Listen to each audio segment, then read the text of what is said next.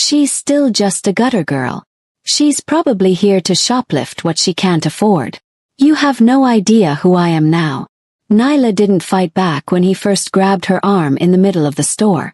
She only froze when her ex-boyfriend leaned in and whispered the one insult that proved he still thought he owned her soul. She knew the world was about to change the moment the store manager stopped calling security, and instead bowed to the man entering the room like he was a god. It wasn't until the store's glass doors were locked from the inside, trapping her with her past and her future, that the truth cracked open. Her new protector wasn't just a businessman. He wasn't just a gentleman. And when Kim Taehyuk stepped toward them, not with a smile, but with a gaze that promised a slow death, her ex finally understood. Nyla hadn't just moved on. She had been claimed by a man who burns down empires for fun. Welcome to the Afro-Korean story space, besties. A huge shout out to Nyla for the inspiration behind today's incredible lead character. If you're tuned in right now, drop a yes in the comments if you love seeing a toxic ex get exactly what he deserves. To my loyal subscribers, a warning. This story has a twist in Chapter 7 that will leave you speechless. If you leave now, you'll spend all night wondering how Nyla's king handled that final confrontation.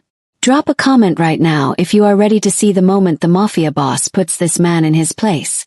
The sky over the city was a bruised purple, heavy with the threat of rain that Nyla Washington could already feel in her bones. She stood on the curb, her fingers white-knuckled as she gripped the handles of 2 bulging trash bags, the sum total of her life after 3 years of giving everything to a man who now looked at her like she was a stain on his designer rug. "You really thought this was forever, didn't you?" Marcus sneered, leaning against the doorframe of the apartment she had helped him pay for while working double shifts. He looked down his nose at her. His expression twisted with a cruel sort of amusement. "Look at you, Nyla. You're a gutter girl with natural hair and big dreams that will never pay the rent. You have nothing to offer a man like me." "I gave you everything," she whispered, her voice cracking as the first drop of rain hit her forehead. "I supported you when you had nothing." Marcus laughed, a cold, sharp sound that cut deeper than the wind. "And that was your first mistake. You were a stepping stone, nothing more. I'm moving up, and people like you are meant to stay exactly where I found you, at the bottom."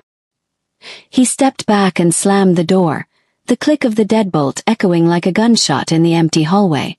Nyla stood in the downpour, her cheap clothes soaking through as she watched her reflection in a nearby puddle. She looked small, shattered, and utterly disposable. Her family was thousands of miles away. Her bank account was empty because of his investments, and she was standing in the dark with nowhere to go. The humiliation was a physical weight, heavier than the bags in her hands. She remembered the way he had mocked her curls, calling them unprofessional, and how he'd told her she'd be lucky if a janitor ever looked at her twice. In that moment, the ghost of poverty wasn't just about the lack of money. It was the way Marcus had stripped her of her dignity, leaving her to believe she was truly worthless. As she started to walk, her heels clicking rhythmically against the wet pavement, a spark of something hotter than sadness began to flicker in her chest. She looked back at the darkened window one last time, her brown eyes hardening. Marcus thought he had finished her, but he had only cleared the way for a version of Nyla Washington he wasn't capable of imagining, a woman who would eventually make his entire world tremble. 3 years later, the humid rain of the past was a distant memory, replaced by the climate-controlled scent of expensive leather and French perfume. Nyla moved through the exclusive boutique with the grace of a woman who didn't need to check price tags, her natural curls now a crown of confidence. She was searching for a gown for the Sapphire Gala, something that whispered power rather than screamed for attention. Her fingers trailed over a rack of silk when a voice, oily and familiar, curdled the air behind her. "I didn't know this place had a policy for charity cases." Nyla's heart didn't stutter. It steeled. She turned slowly to find Marcus standing there, looking exactly the same, yet somehow smaller than she remembered. He was dressed in a suit that tried too hard, his arm draped around a woman who looked as bored as she was expensive. He stared at Nyla, his eyes scanning her fitted black dress and the way she carried herself with an authority that didn't fit his memory of the girl he'd left in the rain. "Marcus," she said, her voice a cool blade of silk. I'm surprised you can afford to breathe the air in here. His face flushed a dull red. His ego clearly bruised by her lack of flinching. Still got that smart mouth, I see. What's the matter? Did you find a way to sneak in through the back? Or are you just here to play dress-up before security realizes you don't belong? He stepped closer, his mocking grin widening as he looked at the gown in her hand. That dress costs more than your father's house, Nyla. Put it back before you snag the fabric with those rough hands. The woman beside him let out a sharp, condescending giggle, but Nyla just smiled. It wasn't the smile of a victim. It was the smile of a predator watching a moth fly into a flame. She saw the way Marcus looked at her, the desperate need to see her crumble, to see her become that gutter girl once again. He was still the same man who measured worth by a bank statement, never realizing that the woman standing before him was now protected by a shadow much longer and darker than his own. You haven't changed a bit, Marcus, Nyla remarked, her eyes fixed on his. Still trying to build yourself up by tearing others down. It's a shame. You're standing in a room full of luxury, and you're still the cheapest thing in it. Marcus's eyes darkened, his hand twitching as if he wanted to reach out and shake the composure right off her. He didn't see the black SUVs pulling up to the curb outside, nor did he notice the store manager suddenly going pale as he looked toward the entrance. He was too busy living in a past where Nyla was nothing, completely unaware that his time was running out. Marcus let out a sharp, derisive snort that drew the attention of the other high-end shoppers. "Manager!" he barked, his voice booming through the hushed, elegant space of the boutique. "How long have you been letting people from the slums linger here? This woman is a fraud. She doesn't have a penny to her name, and she's probably looking for something small enough to slip into her bag." The store manager scurried over, his brow furrowed as he looked between Marcus's expensive suit and Nyla's calm, regal posture. "Is there a problem, sir?" "The problem is her." Marcus pointed a trembling finger at Nyla, his face contorted with a desperate need to see her humiliated. "I know her. She's a nobody from the streets who thinks wearing a nice dress makes her part of our world. She's a thief or worse. Throw her out before she ruins the atmosphere for the actual paying customers." Nyla stood her ground, her fingers tightening slightly on the silk of the gown, but her expression remained an unbothered mask of stone. She could see the manager hesitating, his eyes scanning Nyla's striking presence and the way she held the gown as if she already owned it. But Marcus wasn't done. He turned to the crowd of onlookers, his voice dripping with venom.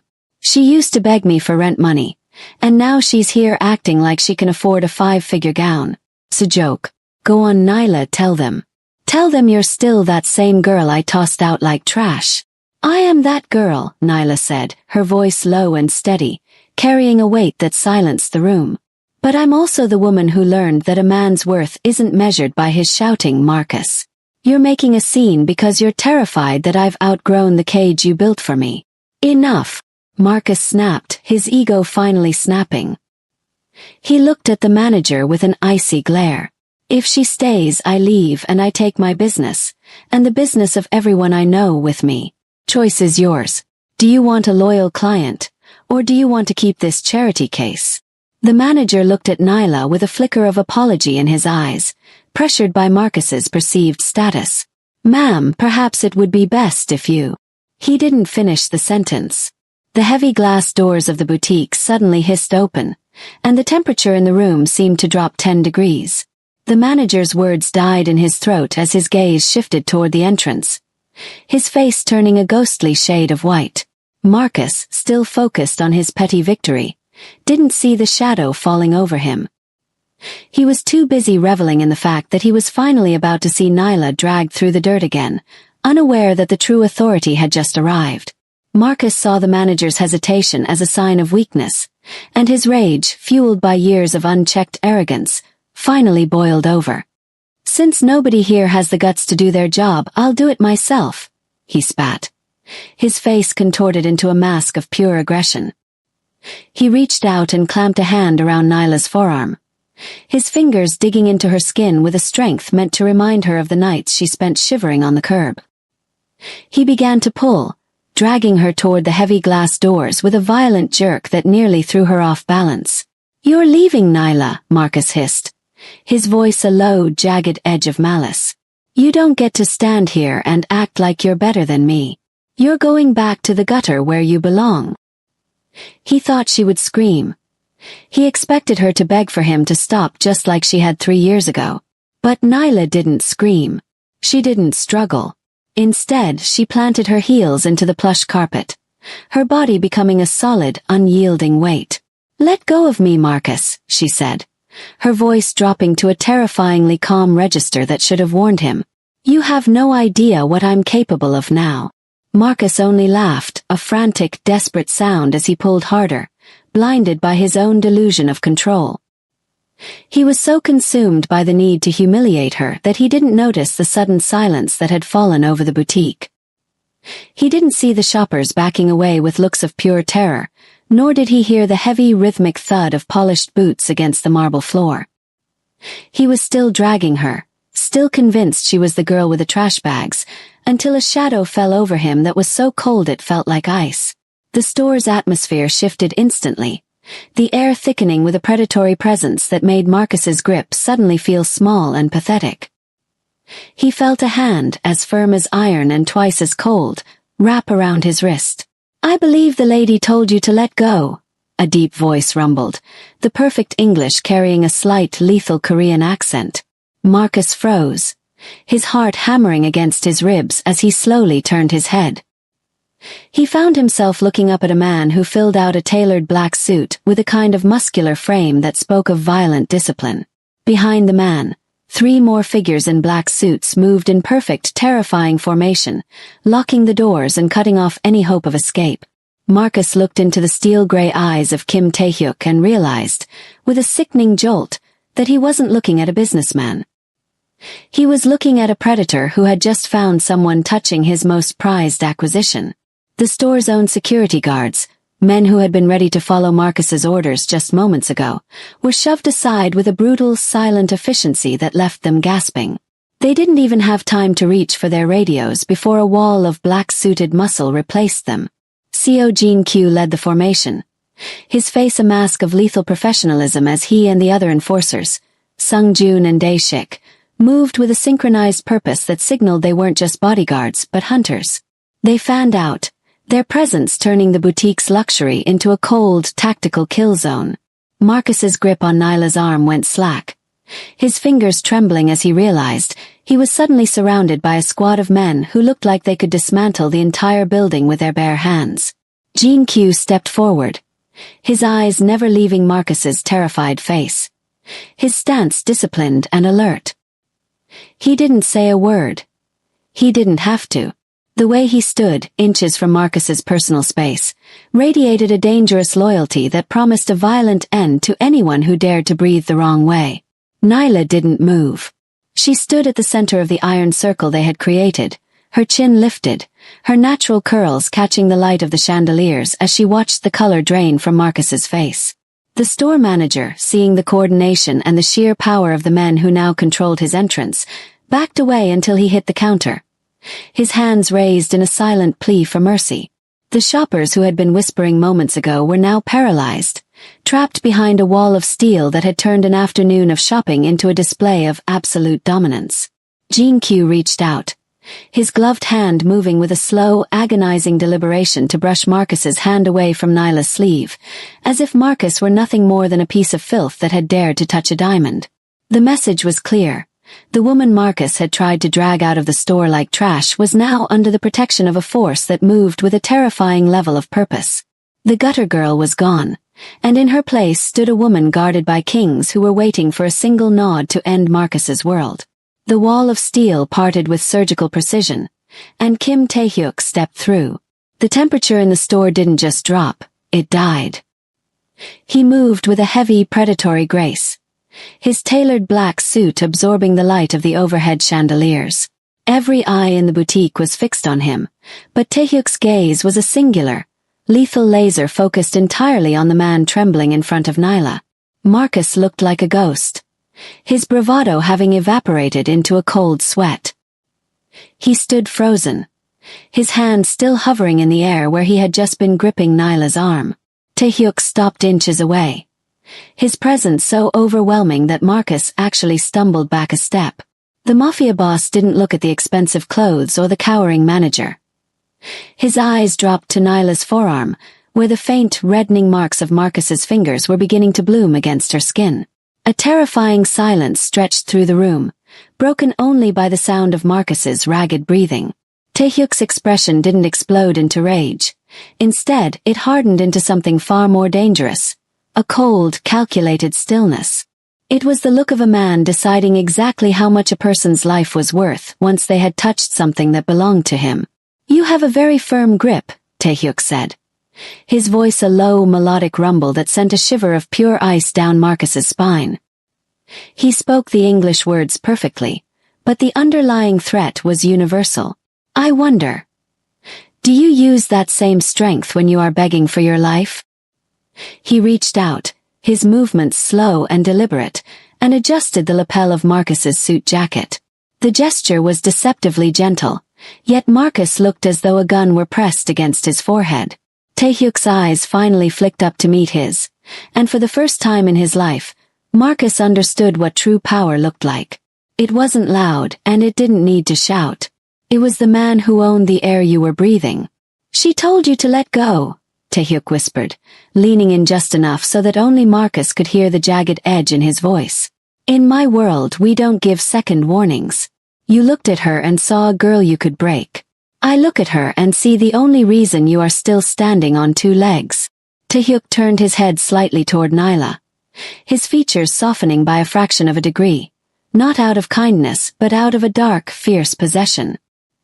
He reached out and draped a hand possessively over her shoulder, his touch a silent vow of protection that made the entire room realize the hierarchy had been permanently rewritten. The shadow of the king had fallen, and Marcus was trapped in the dark. Taehyuk's hand remained heavy on Nyla's shoulder, a claim of ownership that felt like a warm shield against the cold rot of Marcus's presence. He stepped even closer to the trembling man, the space between them disappearing until Marcus had to crane his neck back just to meet the mafia boss's icy gaze. The elite bodyguards stood like statues of obsidian, their silence more deafening than any shout. The store manager had stopped breathing entirely, sensing that he was witnessing a moment that usually happened in the blood-stained backrooms of Seoul's underworld, not under the crystal chandeliers of a boutique. "You spent a lot of time talking about what she was," Taehyuk murmured, his voice as smooth as high-end whiskey and just as flammable. He leaned down, his lips inches from Marcus's ear. Nyla watched as her ex-boyfriend's eyes went wide, the pupils shrinking into pinpricks of pure terror. Taehyuk whispered a single devastating sentence, the one sentence that stripped Marcus of his delusion of superiority. He told him exactly whose bed Nyla slept in, whose name was etched into the deed of the very building they stood in, and precisely what his men did to trash that tried to clutter his woman's path. "In my world," Taehyuk's whisper grew a fraction louder, vibrating with a lethal promise, "men like you don't get to walk away with the hands they used to bruise my property." The color left Marcus's face so fast it was as if his blood had simply turned to water. He looked at Nyla, but he didn't see the gutter girl or the charity case anymore. He saw a queen draped in the shadow of a monster. He realized that every insult he had hurled, every time he had mocked her natural hair or her humble beginnings, he had been digging a grave that was now yawning open at his feet.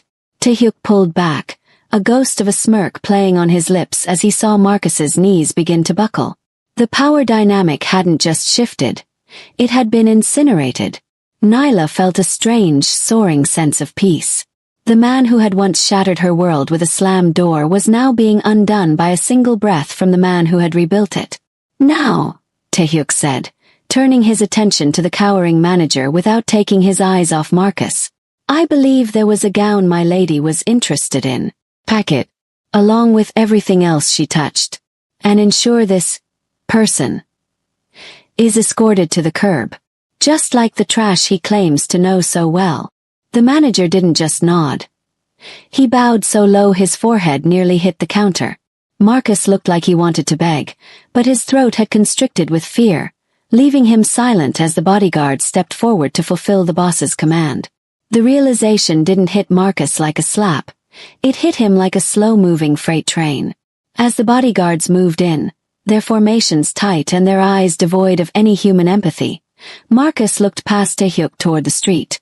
Through the expansive glass storefront, he saw the perimeter. It wasn't just one SUV. A fleet of black vehicles had completely neutralized the block, and men in similar suits were turning away local police with a single flash of a gold-embossed card. You're him," Marcus stammered, his voice reaching a pathetic, high-pitched frequency.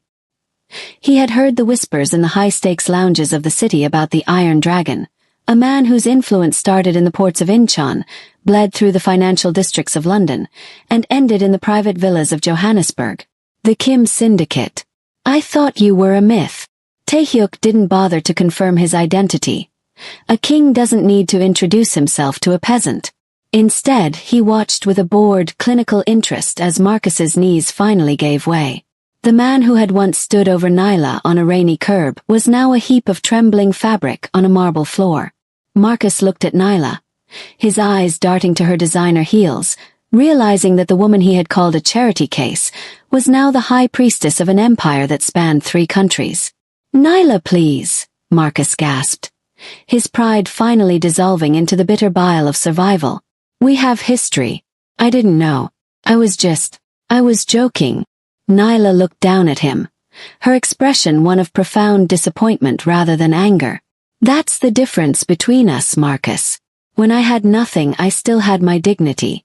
You have everything, and you're still a coward." The table hadn't just turned.